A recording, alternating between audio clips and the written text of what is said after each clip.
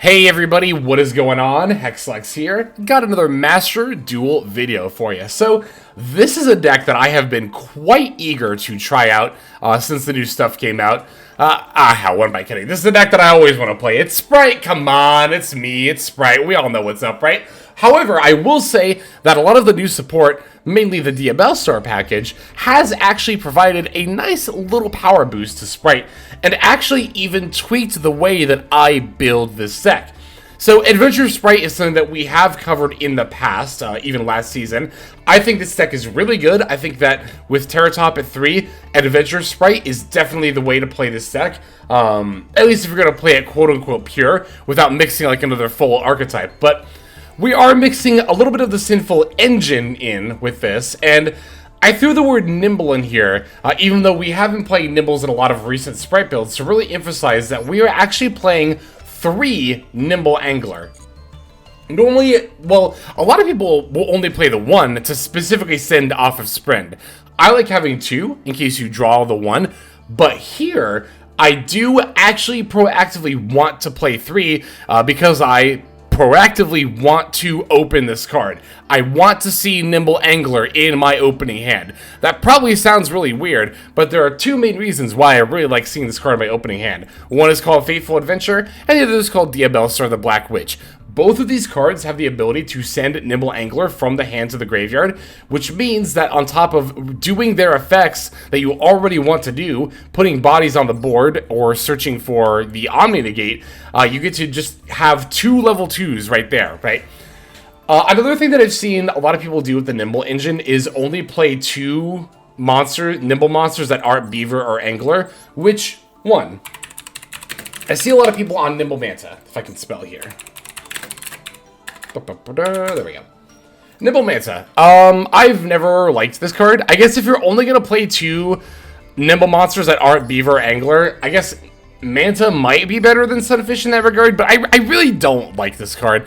Like, the main case I see for this card being used is, oh, what if you get Nibiru'd? But the thing is, like, that's not only relatively niche, and in my experience, the battle effect definitely comes up more often than the Sense of the Graveyard by a card effect. But here's the other thing I don't understand. Like, okay, because I know I've talked in the past about not understanding why people play Nimble Manta, and, you know, someone brought up Nibiru, which does make sense, except for the fact that any game I've seen a Spright player using Nimble Manta, they play 2 and they summon both off of the Angler. And if you get nibbed there and you have all your copies of Manta, you can't summon any from deck. So I still don't quite understand why people are on Nimble Manta as opposed to Sunfish, especially if you're playing Shadow Mosquito. Sunfish enables more OTKs with Shadow Mosquito, so it kind of seems like a no-brainer to me. And again, in my personal experience, this battle effect definitely comes up way more often than Manta getting removed from the field,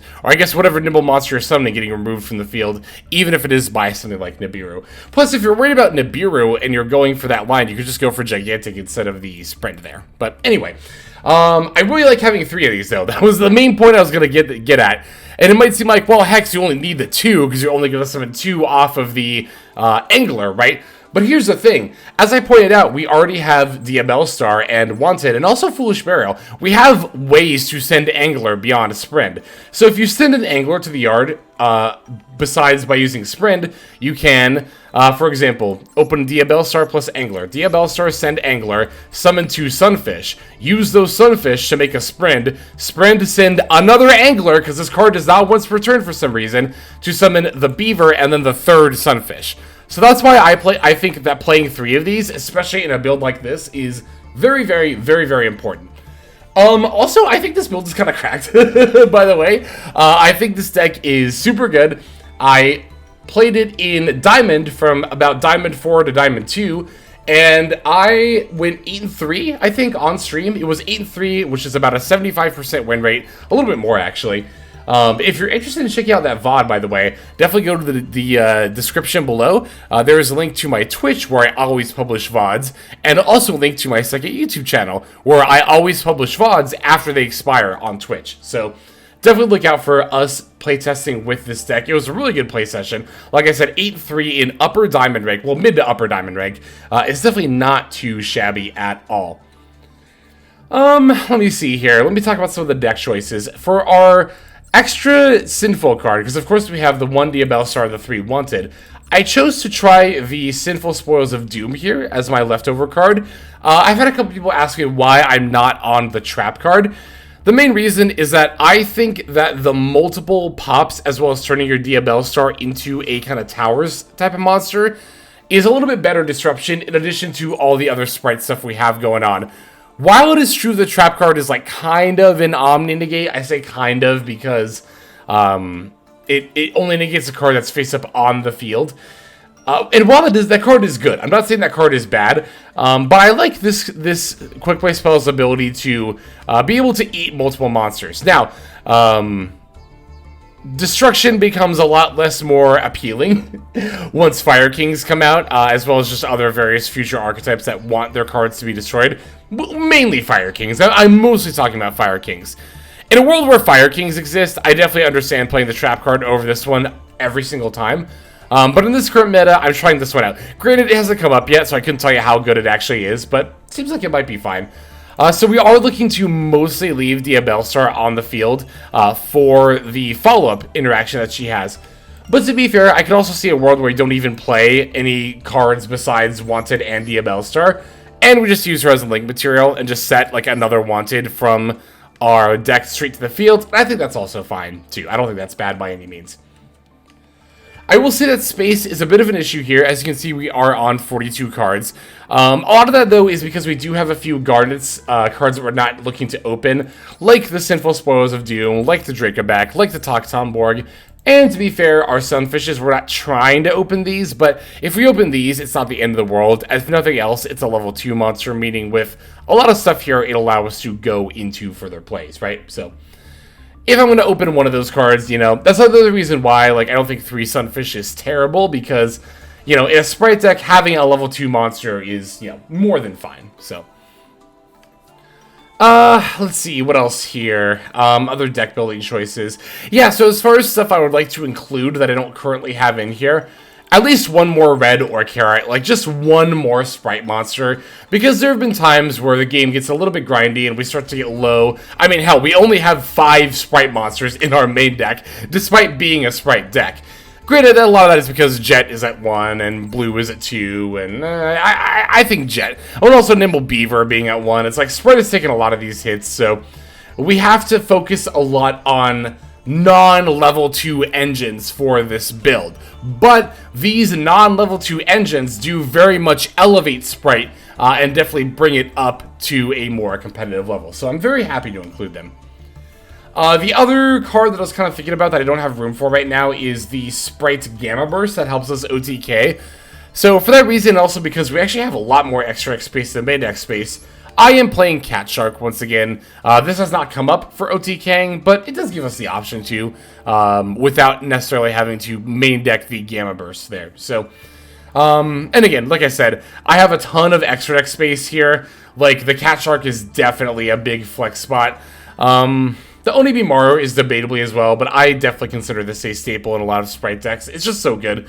We even have a game where it's helpful coming up here, so I guess Dark is also a pretty big flex spot if you are looking for other rank or link 2s. But the thing is, too, like, this extra deck is so wide open. There's really not that many other rank or link 2s that I was looking at that I think I would even want to have in the extra deck here. So anyway, that covers everything I wanted to talk about as far as the build goes. Let's break it down card by card and then look at these games.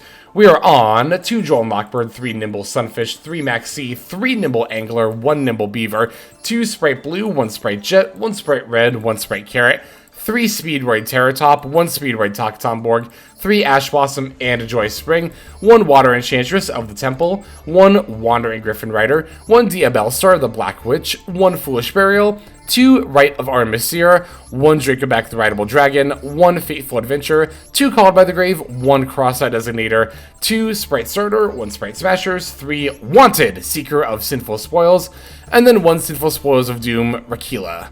That's going to be our main deck. For the extra deck, we are on 1 Cat Shark, 1 Onibimaru Soul Sweeper, 2 Gigantic Sprite, 1 number 2 Ninja Shadow Mosquito, 1 Downward Magician, 1 Divine Arsenal Zeus Sky Thunder, 1 Cherubini Ebon Angel of the Burning Abyss, 1 IP Masquerena, 1 Dark the Dark Charmer Gloomy, 2 Sprite Elf, 1 Sprite Sprend, 1 Mech Knight Crusadia Avermax, and then finally 1 Underworld Goddess of the Closed World.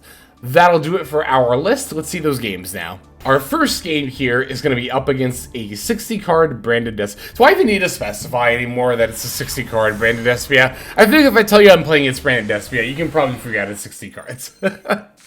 Because, I mean, I've seen the occasional 40-card branded build, but I definitely see more 60s.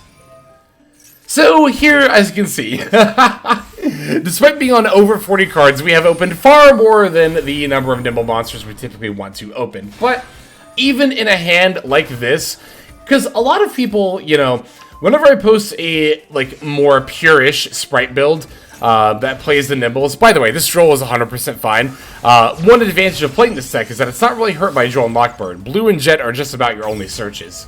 But, yeah, no, I see a lot of people say, like, oh, the Nimble engine, doesn't that clog up your hand? And it's like, well, I mean, even if it does, which here it definitely did, like, if nothing else, right, the Nimbles are level 2s, which means we can still go into plays with them. So, even here, where literally all we have is Elf and IP, and an Ash Blossom, of course, we are still going to be able to be just fine here. Elf is going to bring back Jet for the starter. Even now, I see a lot of people bringing back Blue, and I think it's pretty much always right to bring back Jet and get the starter rather than bring back the Blue, right? So, okay, here is the Brand Diffusion. We do have the Ash Blossom for that, so that is good. Let's see what kind of follow-up they have here. Okay, it's a Branded in white. That's going to fuse the Quem with Keeper of Dragon Magic as well as Fleur-de-Lis, going for the Guardian Chimera here. Guardian Chimera F is going to activate. I'm going to chain the IP Masquerena now, so that way I can go into the Avermax. Although, to be fair, I guess I could have also gone into Underworld Goddess, but I feel like Avermax had a little bit more sustainability. I don't know, to be fair, Underworld Goddess had a pretty decent shot of, like, negating a card with the graveyard moving effect, potentially, but... Okay, Branded opening for the Alibur, pitching, what was it? Dogmatica Ecclesia. Very Dogmatica-focused build here. But yeah, very glad I made that Avermax. They're not able to battle through it. I'm going to draw phase Wanted, even though they don't have a Droll because they don't have a hand, so... I don't know, it's like, you might as well, like, practice, right? Practice the reflex of holding the on toggle. It's going to be very important with the, you know, with the amount of Wanteds you're going to want to activate during the draw phase nowadays. So this Branded Banishment, you know, if I'd made Underworld Goddess, like, I potentially could have countered that, but it's definitely not the end of the world here. Alright, we're going to set the Reclea just to get it out of our deck, and we do have 1 Nimble Sunfish left in our deck, so I definitely want to make sure that we get it out there. For sure, for sure, for sure. Alright, opponent's firing off the Proskinian, in addition to the Branded Lost and Quem that are triggering here. Lost is adding Cartesia and not Mercurier. I was very surprised about. We sent Mercurier instead. I wonder if we just did that in the opposite order. I feel like we meant to send the Cartesia and add the Mercurier, but... yeah, because here Quem is summoning Mercurier. I'm just going to make the Shadow Mosquito and go for a Zeus here. Like, because the thing is, too, I have the Sprite starter. Oh, also, I misplayed by activating the Shadow Mosquito effect to attach to put the hallucination counter on. The only reason I activated this is because I thought that I mixed up how Shadow Mosquito works, right? The effect to place a counter costs a material, but burning does not. I thought it was the other way around for some reason, that you place the counter for free and then burn by detaching a material, but... so that was not optimal of me. I'm going to miss out on a board wipe from Zeus as a result of that, but it's really not that going to be that big of a deal because I have a Sprite starter in addition to the Zeus. This is why I am so glad I summoned Jet to add starter and not Blue to add a random Sprite monster. I still see this when I occasionally match against Sprite, right? People will use the Elf to bring back a Sprite monster for follow-up plays, but they always bring back the Blue and add a monster. And I'm like, why are you not bringing back Jet and adding starter? It just doesn't make any sense to me. And something that people did, like, back when Sprite was popular, and it's still, again, something I see. But yeah, here we get to set up the Carrot as well as the Elf, and again, we should have another board wipe on the Zeus, but yeah, I'm also going to use Elf to bring back the red. I'm definitely going to let this Foolish resolve. I'm not concerned about it because I have the Call by face down, so... And even if I didn't have Call by face down, I would definitely have red to stop whatever monster effect is activating here. But yeah, now they only have one card left in hand. I have both a monster and a spell trap negate, so there is not really any way at all they can feasibly expect to continue to play or win this duel here. Yep, and then they concede. So there we have it. That was a very nice back and forth game with Brandon Despia, despite the fact that we opened 4 Nimble monsters, 4 of them, which is definitely not the norm. But even though that happened, we were still able to come out on top here. So let's go ahead and take a look at this next duel. Alright, our next opponent is Stun Labyrinth. So this is a lab build that is not focusing on the normal traps and just trying to vomit a bunch of floodgates. I'm just going to say it, I think this is the suboptimal way to play Labyrinth. I see a lot of people complaining about this variant of Lab, and I gotta level with you, I don't have issues with it. I've just never struggled playing against this deck, this variant of Lab. Granted, we are going first here in this particular game, but historically, too, I've played against this variant before, and I don't think it's optimal. I really don't. This was a good instinct on our opponent here to Maxi as soon as I normal summoned Maxi. Normal summon Maxi is almost always followed by some amount of shenanigans, and here it's going to be Sprite monsters. Going to special the blue, add us the jet, get to link off the blue and the C for the spread. Now, I will say that it was a little bit risky to do this. We definitely risked playing into the Nibiru, and I 100% should have special jet before going for the spread, but that's actually a decision that you have to make a lot with Sprite, with this kind of Sprite where you're, you know, sending the Nimble monsters off the sprint. It's like you gotta try to figure out if they have the Nibiru or not, because if they don't have the Nibiru, it's definitely optimal to sprint first. That puts an additional body on the board, which definitely makes it a lot easier to make our plays. But the other thing too is that, like, if they have the Nib, then you just kind of lose, and if you think they have Nib, you can go for Gigantic instead, and that will, of course, 2-lock them, and they won't be able to make any amount of plays. But I want to show this game mostly because this is like textbook turn 1. This is exactly what I'm trying to do with this deck on turn 1. We're ending on the Elf plus IP, plus the red, plus the carrot, plus the Diabellstar with the Reclea, able to pop multiple monsters as well as potentially turn our Diabellstar into a Towers. I will say that I should be summoning Diabellstar in attack mode if I want to turn it into a Towers, because she's got more attack than defense, and that would just make a little bit more sense. So that is like slightly an optimal play on my part, but... Alright, so they're going to start by setting a card. I'm going to respond by Elf to bring back Jet to add starter. Here's the Coup Clock. And I'm actually not going to activate, but you'll notice I didn't activate red against the Coup Clock there. So the reason I opted not to use red against Coup Clock is because the way I see it, they're probably only going to have one spell or trap card at this rate during this turn, and that's whatever they try to activate with the Coup Clock. That I can just carry it, but they could always have a follow-up monster effect, be it the Lady Lab when they try to resolve the trap card, or in this case, it's Ariana. It could also be furniture. I was also thinking about furniture, right? So I'm definitely going to use the red to negate this Ariana. I'm fine using the jet, right? I don't feel the need to use Elf or IP because I don't really care about this Ariana being on the field. I just want it negated. Here the opponent's going to call by on the jet for some reason. The reason is carrot bait. This is like the biggest bait I've ever seen in my entire life. Like, our opponent's hedging on the fact that I don't know how my own deck plays, that I'm just gonna, like, go yellow button turbo and click the carrot negate. But I won't, because I know that this carrot negating the jet literally doesn't do anything at all. Not even for a second, so. Alright, here is the Terrors from Overroot. I'm naturally just gonna go ahead and activate carrot. Here's the other thing, too. I think if my opponent had tried to move to battle phase, I might have just let that go through, honestly. And then, yeah, they're just going to concede from this point because, I don't know. Here's the thing. I guess even if their last card was a Floodgate at this point, like, I still have the carrot. So I'm always going to be able to counter whatever their last card is no matter what. But, yeah, I mean, this is a prime example of not only the kind of turn 1 that this deck wants to, turn 1 board that this deck wants to put out, but then how it can utilize that turn 1 board to grind the opponent out of their hand and field advantage. Because, you know, it's one thing to do the combo line to set up the board full of negates, and a lot of people think that's skillless, but there is a lot of skill to actually using those negates that you set up that everyone just dismisses. So, we got a couple more games to check out. Let us see the next one here. All right, this one is up against Snake Eyes. So definitely wanted to show off us playing against the newest meta threat here. I've been saying that I think Snake Eyes is a tier 2 deck, maybe lower tier 1. I'm a little more on board with it being lower tier 1, I think nowadays is kind of what I tend to think of it. Our opponent's going to use their Wanted, not during the draw phase when they should have used it, but to be fair, the deck is still relatively new, so maybe people just aren't, you know, used to playing with it yet. I'm going to maxi as soon as the Diabell is added.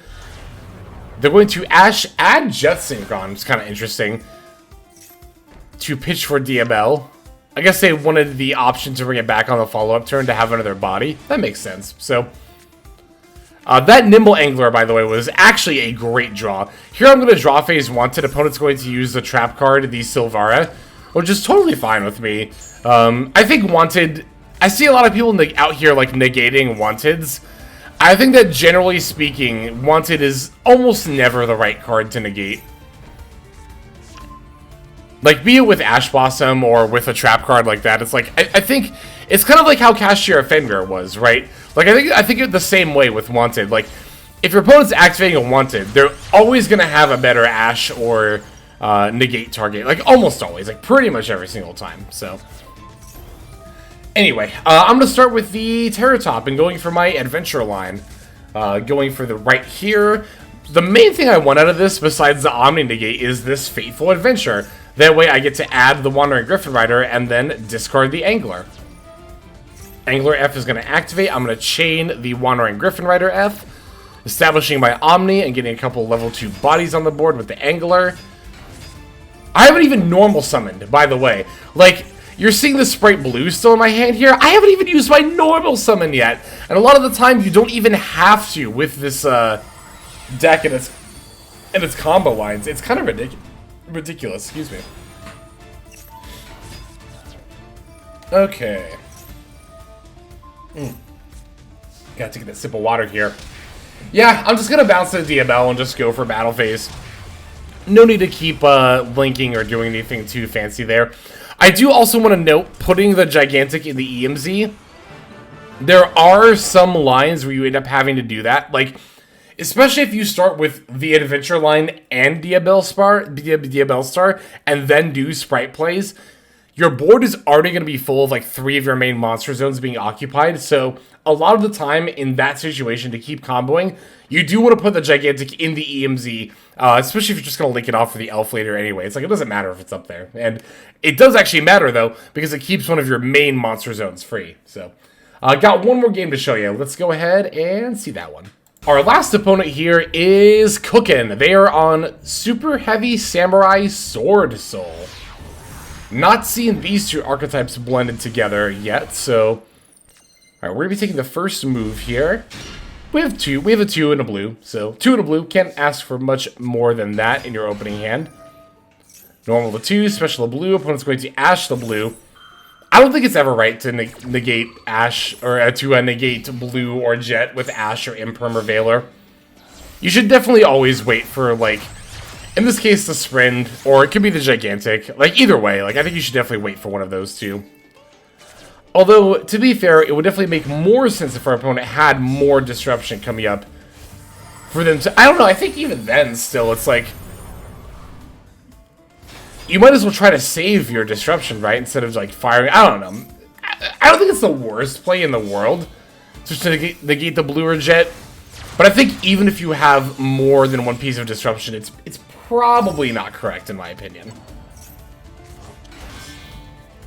Anyway, we're going to make the Elf, bring back the Angler, link Angler, and Gigantic for the IP, and then we'll starter for Carrot or Red, whichever one we didn't already summon out already. So, I like Carrot a lot. Even against, like, Superheavy Samurai, it can be very good against the Wakaushi, so... Opponent's going to activate the Sword Soul Emergence. I actually end up letting this resolve. Although I should have definitely Ash Blossomed it. In hindsight, I have no idea why I didn't Ash Blossom this. Oh, because I was going to use Droll instead. That's right. Duh. But I don't know. You know, I'm thinking about this even now, and it's like, I think Ash would have been better than Droll there. Because here's the thing, right? Both Droll and Ash, it's actually very hard for these two cards to be good against Sword Soul. Because Sword Soul doesn't really do a lot of searching, right? I mean, they have Emergence and Chi Shao and Moye, but that's pretty much it. Like, unless your opponent starts their line with Emergence, Ash Blossom just has a really hard time being effective. Granted, I was able to Ash the Taya Mill here, but it's like, you know... And I guess to be fair, my Droll did also stop the opponent from going into the Chi Shao and getting a search or drawing off the Moye there. So it's like, I don't know. I think that was very, very highly debatable, the play I made there. So, gonna try to Wanted, but yeah, I'll level with you. I totally forgot about Dragite's effect. This duel, though it pains me to admit, does not necessarily feature my finest play. But you know what? It's like, we're all human. And I've said this before on the channel, but I haven't said it recently, so I feel like this does at least somewhat bear repeating. I think there is absolutely merit to watching games where people misplay. A lot of people will try to act like, oh, if you're making content for Yu-Gi-Oh!, why not play perfectly literally every single time? It's because, like, it's because people don't do that. People don't play perfectly every single time. Like, pro players don't even play perfectly every single time. So, I don't know. It's just kind of one of those things where, like, it happens, like, much less often. I mean, it didn't really happen very often in the first place, to be fair, but I see it a lot less nowadays than I did in the past, but, you know, there's that occasional comment that's basically like, how dare you misplay in a YouTube video? And it's like, I don't think that's helpful. But anyway, ripping the Terratop here is very helpful. It's going to allow us to add the Takaton Borg. Opponent's going to Droll and Lockbird, which unfortunately does stop my adventure line.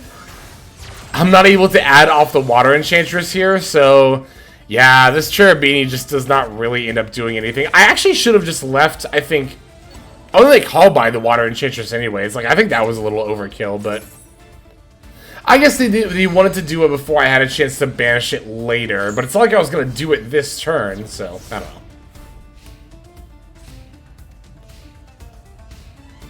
know. Alright, yep, just battling over my Cherubini here yet again.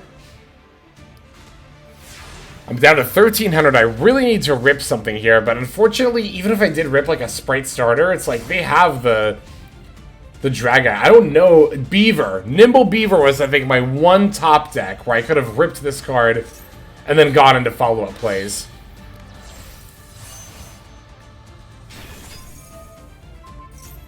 But yeah, no, I'm just going to fast forward from here because at this point it's like, yeah, I can be cute and negate the Moye draw, but yeah, they're just going to swing it for lethal here, so. Alright, that is going to do it for these duels. I hope you all enjoyed this new Sprite variant. I'm definitely going to keep testing out not just this Sprite deck, but also I do have some ideas for Synchro Sprite, especially now that Revolution Synchron is out. So I'm going to be tinkering with that and coming back to Sprite as soon as I possibly can here. But that'll go ahead and do it for this video. Thank you everybody for watching. Let us now move to the outro. Hey everybody, thank you so much for watching all the way to the end of the video. That means a lot to me. It's also a great way to support the channel, so thank you very much in that way as well. If you're interested in supporting the channel in other ways, like the very special patrons that I am thanking here, you can do so by checking out some of the links in the description. One of those goes to the Patreon, where you can join these fine folk and support the channel that way. I do post daily content over on Patreon, so you do get something for supporting there. And if you're interested, I also have a coaching tier option as well. Details again will be on Patreon in the link below. Also in the description linked below is my Twitch page where I stream a few times a week. You can go ahead and check that out, follow or subscribe over there if you ever want to catch me live. You'll also find my second YouTube channel if you feel like subscribing over there to watch some of the Twitch VODs as well as some additional non-Yu-Gi-Oh related content that I make over there. Again, any of those links you want to check out is all a great way of supporting. But again, even if you don't do that, just watching was also a fantastic way to support. And once again, I have to thank you so very much. But in any case, this is Hexlex. I'm going to be signing out, and I'm hoping you have a fantastic day.